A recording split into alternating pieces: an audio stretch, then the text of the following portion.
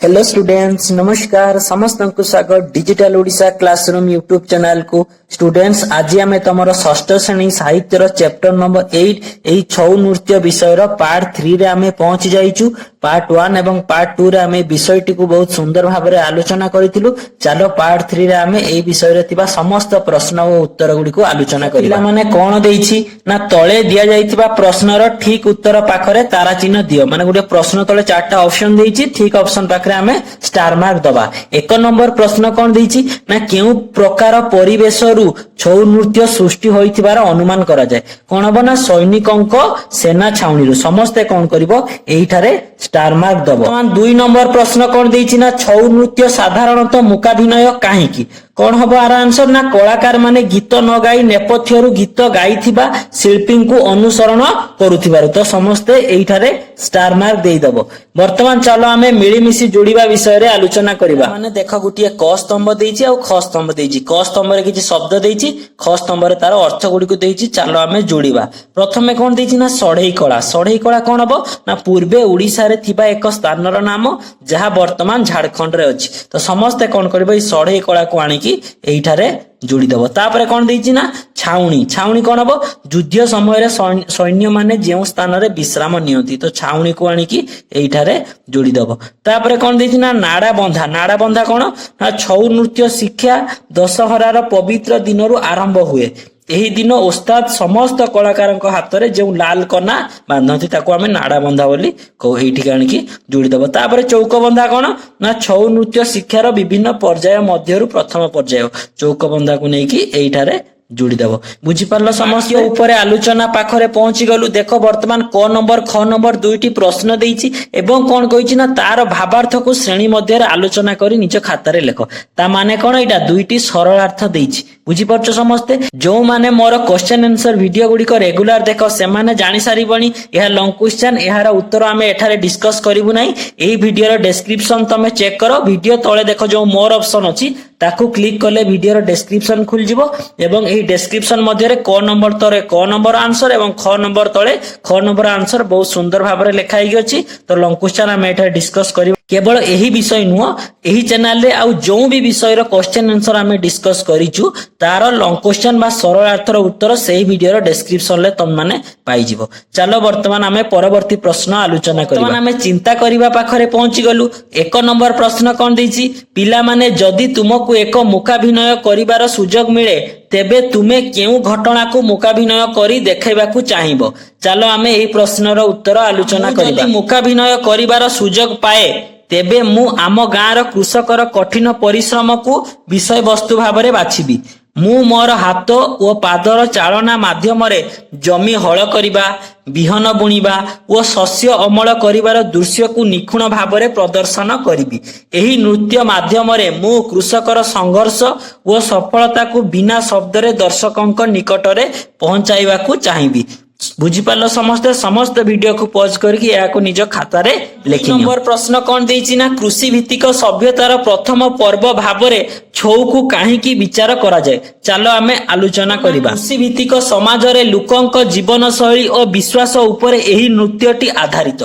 जेतेबेले कृषि संबंधी कार्यक्रम पूर्णता पाए सेही समय रे एही नृत्य अनुष्ठित होइथाय। धार्मिक आस्था जीवन उपभोग एवं कृषि संस्कृतिर मिश्रण होइथिबारु एहाकू कृषि भित्तिक सभ्यतार एक प्रथम पर्व बोली विवेचना करा जाय। नंबर प्रश्न कोन देइछि ना शास्त्रीय नृत्य कहिले कोन बुझ। केउ केउ नृत्य को शास्त्रीय मान्यता दिया जाइछि। चलो आमे आलोचना करिबा। शास्त्रीय नृत्य कहिले पारंपरिक और नियमानुवर्ती नृत्य को बुझाए जहाँ शास्त्र सम्मत नियम और कलात्मक कौशल उपरे आधारित।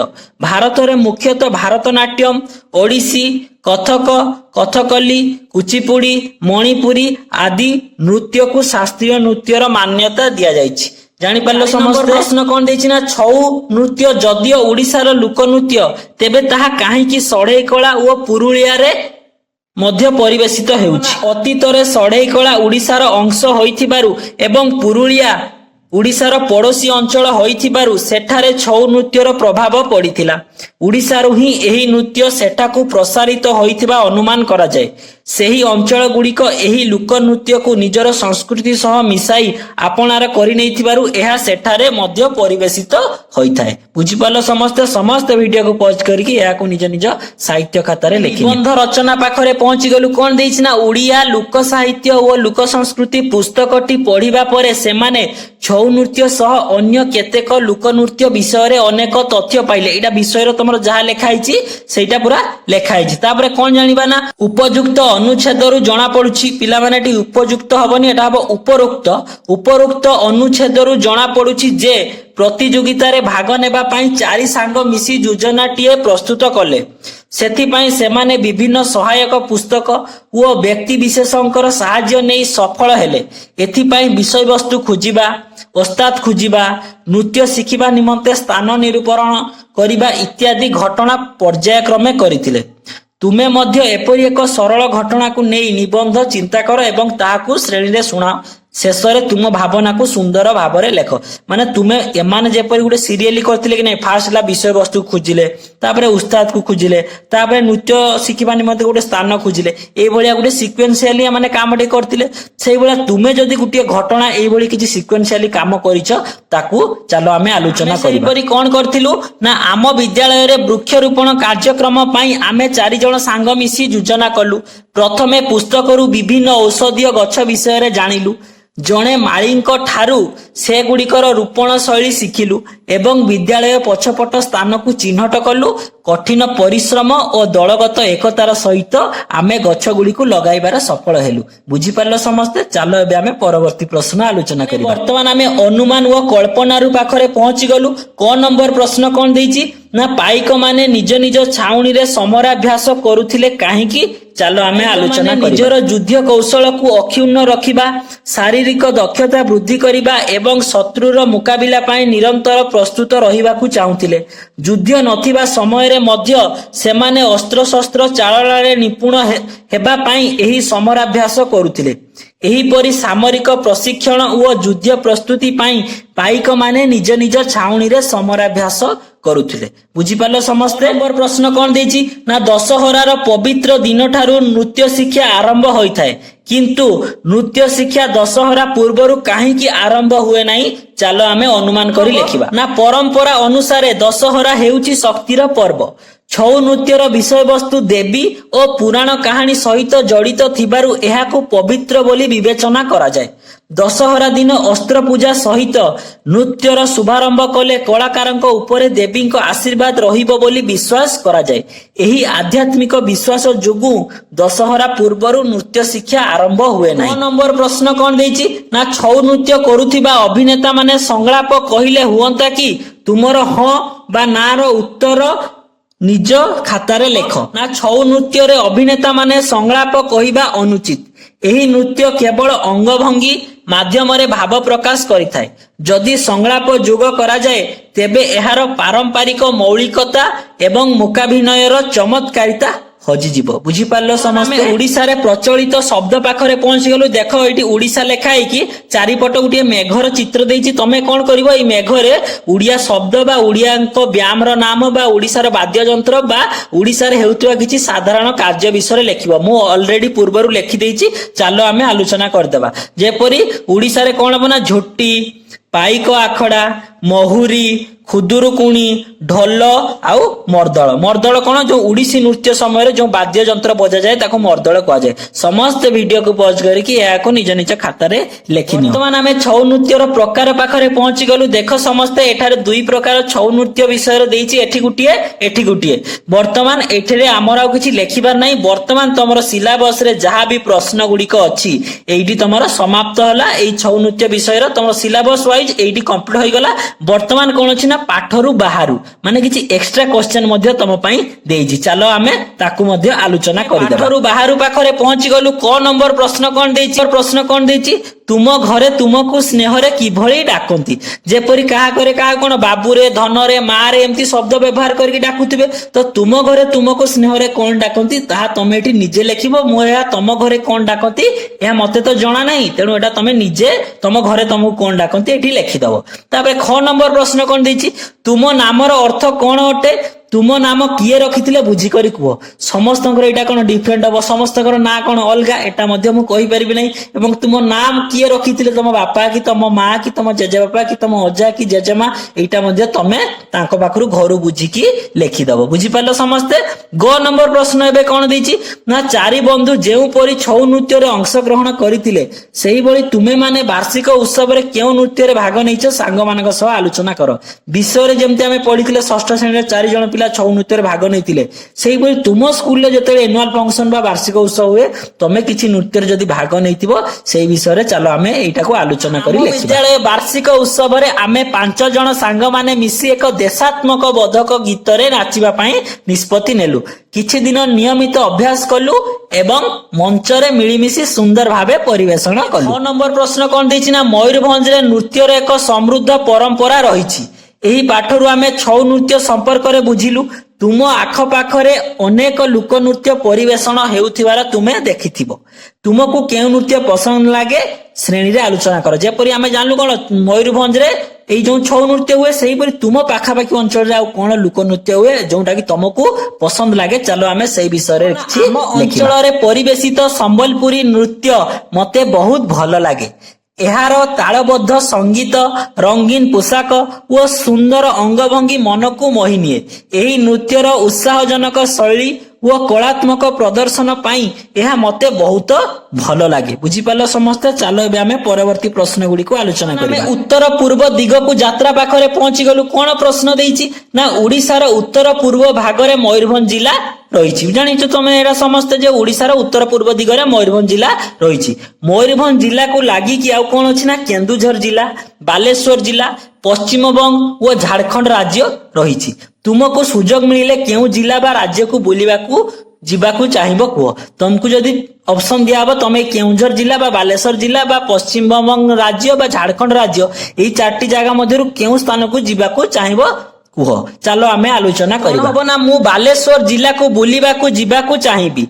बालेश्वर चांदीपुर बेलाभूमि रो प्राकृतिक सौंदर्य समुद्र रो अद्भुत भट्टा दृश्य और डीआरडीओ रो क्षेपणास्त्र परीक्षण केंद्र मते बहुत आकर्षित करे एहा छडा सेठाकार पंचलिंगेश्वर मंदिर और क्षीरचोरा गोपीनाथक पीठर स्थापत्य एवं शांतिपूर्ण परिवेश मते भलो लागे बालेश्वर रो सांस्कृतिक परंपरा और इतिहास विषय रे जानिबा मो पई एक शिक्षणीय अनुभूति हेबो बुझी पालो समझ तमे जदी आउ कोउठी की जिबाकू चाहू तमे मध्ये अलगा लेखि टाइम मशीन पाखरे पहुंची गलु क नंबर प्रश्न कोन देइछि ना जदी तुमको टाइम मशीन दिया जाए तेबे तुमे केउ समय को जिबाकू पसंद करिवो चलो आमे आलोचना करी लेखिबा। हबो ना टाइम मशीन मिलिले मु मोर पिला दिनर सही दिन को फेरी जांती जेउ दिन विद्यालय रो वार्षिक क्रीड़ा प्रतियोगिता रे मु दौड़ रे प्रथम होइथिली मंच ऊपर समस्तंक सामना रे पुरस्कार मेडल और सर्टिफिकेट पाइबार सही गर्व एवं अपार आनंद को पुणी थरे अनुभव करिबा मो पई सबुठारु गौरवमय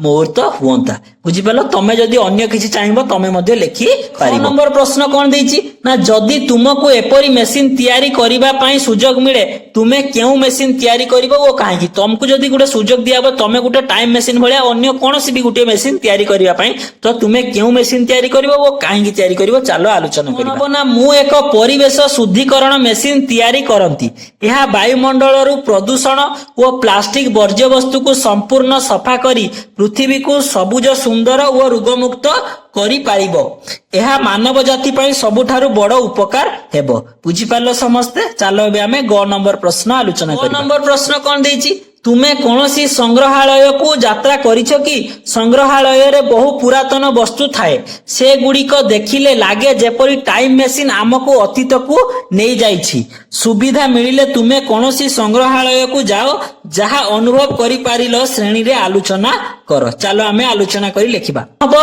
ना मु मो बापांक सह ओडिशा राज्य संग्रहालय को जाइथिली सेठारे प्राचीन शिलालिपि मूर्ति और विरल कलाकृति देखि अतीतर गौरवमय सभ्यता संपर्क रे जानी मु अत्यंत उत्साहित और गर्वित अनुभव कली। वर्तमान आमे विभिन्न प्रकार खेलना पाखरे पहुंची गलु पिला माने तुमे बहुत प्रकार खेलना धरी खेलिछ केते बेले बाजार रु किणी पुणी केते बेले निज हाथ रे तयारी करी खेलिछ तेबे कुह क नंबर प्रश्न कोन दिछि तुमे बाजार रु केउ खेलना किनिछ मु बापांक सह बाजार जाई कार, फुटबॉल, लूडो, बैट आदि विभिन्न खेलना किनिथिली।